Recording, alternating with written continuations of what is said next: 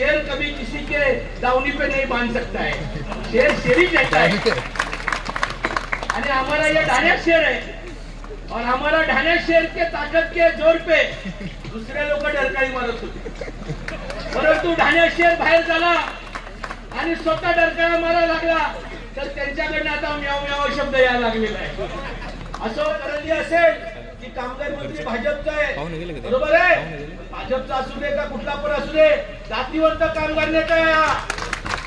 आम्ही 1 वर्ष झालं त्या कामगार मंत्र्याचं आम्ही तोंड बघितलं नाहीये। एकदम नालायक माणूस, पैसे खाल्ल्याशिवाय सकाळ होत नाही, इतका भ्रष्टाचारी अधिकारी मंत्री लावले आमच्या खात्याला। दुर्भाग्य, तक्रार करायच्या प्रमाणे आपण भिजायला जातो, परंतु पावसाळ्यामध्ये सभा कमी होतात।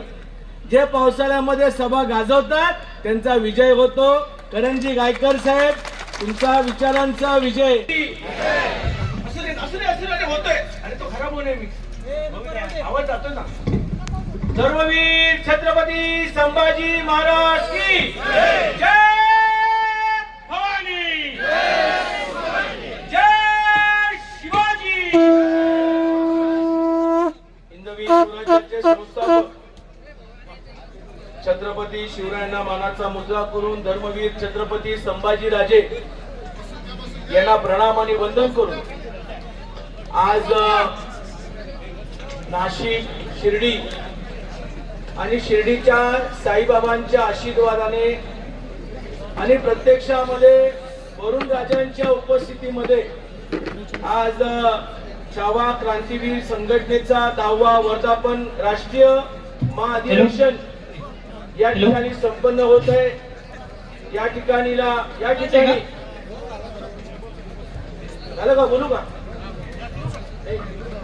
या ठिकाणी आपल्या राज्याचे नेते आदरणीय मुख्यमंत्री एकनाथ शिंदे साहेबांचे कंठस्थ आदरणीय अर्जुनरावजी खोतकर साहेब, आमचे मुंबईचे कामगार नेते आदरणीय समाजामध्ये मगाशी ताई म्हटल्याप्रमाणे आपण भिजायला जातो, परंतु पावसाळ्यामध्ये सभा कमी होतात। जे पावसाळ्यामध्ये सभा गाजवतात त्यांचा विजय होतो। करंजी गायकर साहेब, तुमचा विचारांचा विजय नक्की त्या ठिकाणी होईल। अधिवेशनाचं कारण आपल्या सामाजिक चळवळीमध्ये असणाऱ्या प्रलंबित प्रश्न, मग ते मराठा आरक्षण असो, छत्रपती शिवरायांचं स्मारक असो, त्याचबरोबर कामगारांच्या विषयीच्या भावना आदरणीय करंजी गायकर साहेबांनी ज्या मांडल्या। वस्तुस्थिती आहे गायकर साहेब, या 2019च्या नंतर कामगाराला महाराष्ट्रात कुणी वाली नाही आणि हे दुर्भाग्य आहे। मला आजही आठवतं आमचे शाबीरबाई शेख त्यावेळेला कामगार मंत्री होते। आम्हाला आजही आठवतं आमचे गणेशजी नाईक साहेब त्यावेळेला कामगार मंत्री होते। काही काळ आमचे त्या ठिकाणी हसन मुश्रीफ होते, आमचे भास्करराव जाधव होते, तर काही काळ अरुण मेहता त्या ठिकाणी होते, रोहिदास पाटील त्या ठिकाणी होते। आता हे शिवसेने किंवा राष्ट्रवादी आणि काँग्रेसचा हा महत्वाचा मुद्दा नाहीये, परंतु कामगार चळवळीकडे पाहताना या सगळ्या कामगार मंत्र्यांचा जी भूमिका होती ती फार सकारात्मक होती। दुर्भाग्यानं 19च्या नंतर कामगार चळवळीमध्ये असणारा कामगार मंत्रीच कामगार चळवळ संपुष्टात आणतो का काय अशी भावना निर्माण झाली। आज नाशिक मध्ये आमचा माथाडी कामगार आहे, ना पणन मंत्र्यांना वेळ आहे ना कामगार मंत्र्याला वेळ आहे। तो माथाडी कामगार रस्त्यावर आंदोलन करतो, कलेक्टर कार्यालयामध्ये डीडीआर त्या ठिकाणी मार्गच काढण्याचा प्रयत्न करतो, परंतु व्यापारी वर्गाने या कामगार चळवळीला जवळपास हाताशी घेतले। आणि नाशिक जिल्ह्यामध्ये तर परिस्थिती अशी आहे की आमचा जरी शेतकरी असला तरी व्यापारी हा या कामगार शेतकऱ्यांच्या वरती सगळं नियंत्रण करतो। बाजारभाव जास्त वाढले तर ऑटोमॅटिकली मार्केट बंद होतं, शेतकऱ्यांचा माल जास्त प्रमाणामध्ये आवक झाली तरी मार्केट बंद करतं, कामगारांचा प्रश्न आला तरी मार्केट बंद करतं। पण याचं नियंत्रण कुणाकडे आहे? कारण भाऊ, याचं नियंत्रण सगळ्या व्यापारी वर्गांकडे, त्या उंडेकरीकडे, त्या बाजार समितीच्या लायसन्सकडे। आपण काही जरी बोललो तरी व्यापाऱ्यांच्या मनात आलं तर ते बरोबर आपल्याला घोडा लावतात, मग कामगारांना लावतात, शेतकऱ्याला लावतात। दुर्भाग्य आम्हाला राज्यामध्ये या शेतकरी मार्केट व्हावं अशा प्रकारचा एका प्रकारचा निर्णय या ठिकाणी कृषी उत्पन्न बाजार समिती म्हणा किंवा पणंनी घेतला, परंतु नाशिक जिल्ह्यामध्ये अजून शेतकरी बाजारपेठ तयार झाली नाही। एक झाली ती आमच्या पुण्यामध्ये मांजरी मार्केटमध्ये ती यशस्वीरित्या चाललेली आहे। म्हणून असं कधी कधी वाटतं की कामगार चळवळीमध्ये काम करणं म्हणजे आम्ही दारिद्र्य रेषेखाली आहोत, दारिद्र्यामध्ये काम करतोय। आज कामगाराला इज्जत नाही महाराष्ट्रामध्ये, सत्य परिस्थिती आहे। कदाचित तुमची चर्चा चालली असेल की कामगार मंत्री भाजपचा आहे, बरोबर आहे, भाजपचा असू दे का कुठला पण असू दे, जातीवंत कामगार नेता आहे हा। आम्ही 1 वर्ष झालं त्या कामगार मंत्र्याचा आम्ही तोंड बघितलं नाहीये। एकदम नालायक माणूस, पैसे खाल्ल्याशिवाय सकाळ होत नाही, इतका भ्रष्टाचारी अधिकारी हे मंत्री झाले आमच्या खात्याला। दुर्भाग्य, तक्रार करायची तर कुणाकडे आणि पक्षाकडे केली तरी जाऊ दे, आता नवीन सरकार येणार आपलं, त्यावेळेला बदली करू।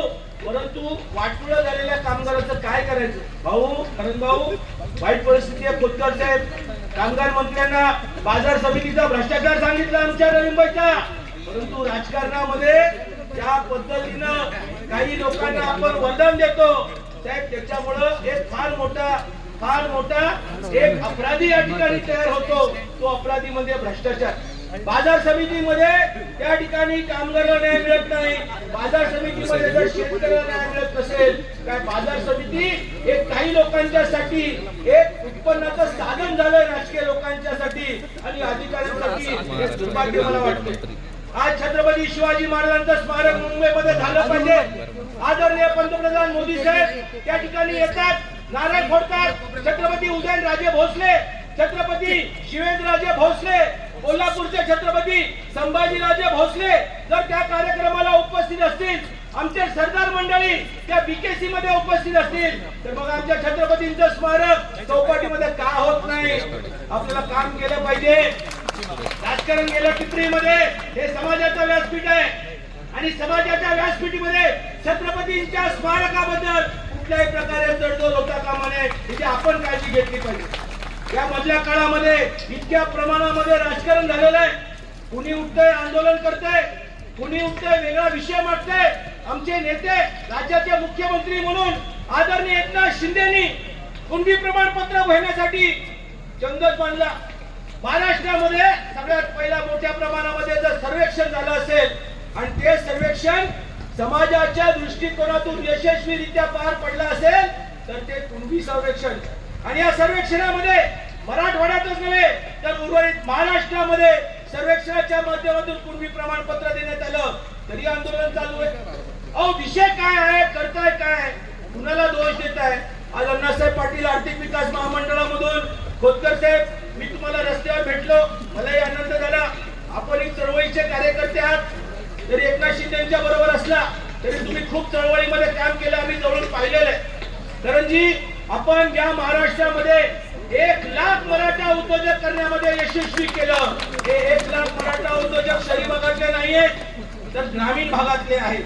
ज्या शेतकऱ्याला शेतीमधून उत्पन्न मिळत नाही, त्याला आधार असावा व्यवसायाच्या माध्यमातून, तो पायावर उभा राहावा म्हणून आदरणीय देवेंद्र फडणवीस साहेबांनी काढलेली योजना, ही योजना लोकांपर्यंत पोहोचवण्यासाठी जबाबदारी दिली आणि आम्ही प्रत्येक तालुका आणि जिल्हा फिरून तिथं न्याय मिळवून देण्याचं काम केलं।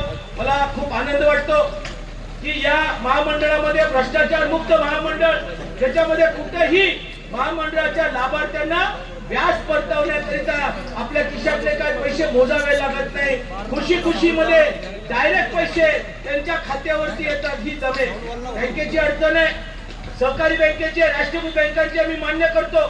अरे कुठल्याही ठिकाणी संघर्ष केल्याशिवाय काहीच मिळत नाही, ही वस्तुस्थिती आहे आणि संघर्ष करावा लागत नाही, कारण आम्ही जातीवंत कार्यकर्ते या ठिकाणी समाजाचं काम करत असतो, राजकारण त्या ठिकाणी करत नाही। आणि म्हणून अधिकच न बोलता बऱ्याचशा मान्यवरांचा सत्कार झाला। उलट या व्यासपीठावरची संख्या बघितल्यानंतर मला आनंद झाला होता, परंतु पावसाची इच्छा होती आणि मला वाटलं यावर्षी आम्ही भिजून कुठे भाषण केलं नव्हतं। खरं म्हणजे भिजायचे आमचे ते दिवस कुठेतरी विसरलो का? घरातून निघायचं, गाडीत बसायचं, गाडीत मधून कुठेतरी मिटिंगला जायचं, मग कामगार असो किंवा प्रवास असो किंवा दौरे असो, आणि भिजलो की मग गाडी भिजणार, गाडीची सीट भिजणार आणि मग कपडे मांदळ होणार. परंतु मला बरं वाटलं भिजायला. उलट आज खोतकर साहेबांना अजून भिजायची इच्छा असेल, अर्धा एक तास भाषण मी करू शकतो. परंतु असं उगीच आम्हाला ताप नको, म्हणजे ताप म्हणजे नैसर्गिक ताप नको, म्हणजे भिजायची सवय नाहीये. आणि पावसात भिजलो आणि कुठं ताप आला तर उद्याचा दौरा रद्द व्हायचा. पण असं खेळीमेळीच्या वातावरणामध्ये तुमचं अधिवेशन संपन्न होत आहे. संख्या पावसामुळे जरी उठली असली तरी करंजगावकरांचं नेतृत्व, त्यांचे विचार, त्यांची संघटना खूप चांगल्या पद्धतीने काम करते. मधल्या काळामध्ये काही वेगळ्या संघटनेमध्ये जाऊन मूळ संघटना त्यांच्याकडनं कुठेतरी दुर्लक्षपणा होत होता. परंतु त्यांना जाणीव झाली, शेर कभी किसी के दावनी पे नहीं बांध सकता है, शेर शेरी कहता है. आणि हमारा ये ढाण्या शेर है और हमारा ढाण्या शेर के ताकत के जोर पे दुसरे लोक डरकाळी मारत होते. परंतु ढाण्या शेर बाहेर झाला आणि स्वतः डरकाळा मारायला लागला तर त्यांच्याकडनं आता म्याव म्याव शब्द यायला लागलेला आहे. असो करंजी, जीवनामध्ये आपली ताकद, आपली चळवळ. तुम्ही एका फार मोठ्या घराण्यातून नाही आलेला, घरदार विकून राजकारण नाही समाजकारण करणारी तुम्ही लोक आहात, मला माहित आहे. आणि मग तुमची जी ताकद आहे ती ताकद तुमच्या हातामध्ये ठेवा. राजकारणामध्ये कुणाशी तडजोड करायची हा तुमचा प्रश्न आहे, परंतु संघटना जीवनामध्ये कधी कुणाच्या दावणीला बांधू नका. ज्या दिवशी संघटना तुम्ही बांधाल त्या दिवशी तुमचे जे सवंगडी होते, जे तुमचं मंदिर बांधायला जे पायाखालचा दगड होता तो निसटेल आणि तुमचा कळस पडू शकेल. एवढं लक्षात ठेवा. आपल्याला कळसाला जपण्यापूर्वी आपल्याला पायाचा खालचा दगड आहे ना, त्या दगडाचं आपण रक्षण करणारे मावळे. छत्रपतीने आम्हाला काय सांगितलं, अरे मावळे सांभाळा. ज्या दिवशी मावळे सांभाळाल त्या दिवशी तुमचं नाव मावळ्यांच्या वरती सातारांमध्ये जाईल. पण छत्रपती एकच राहील, छत्रपती शिवाजी महाराज, बाकी दुसरं कोणी होऊ शकणार नाही. आणि म्हणून अधिक लांबवण्यापेक्षा तुम्ही सगळे लांब आलात, तुमचा आभार मानतो. आणि परत एकदा करंजगावकर साहेबांनी पावसाळ्यामध्ये, म्हणजे मला असं वाटतं प्री प्लॅन आहे, म्हणजे आम्ही भिजावं. आणि या प्री प्लॅन वेडिंग म्हणतो ना, तसं प्री पावसाळ्यात भिजण्याची जी संधी दिली त्याबद्दल धन्यवाद. जय हिंद, जय महाराष्ट्र, जय अण्णासाहेब.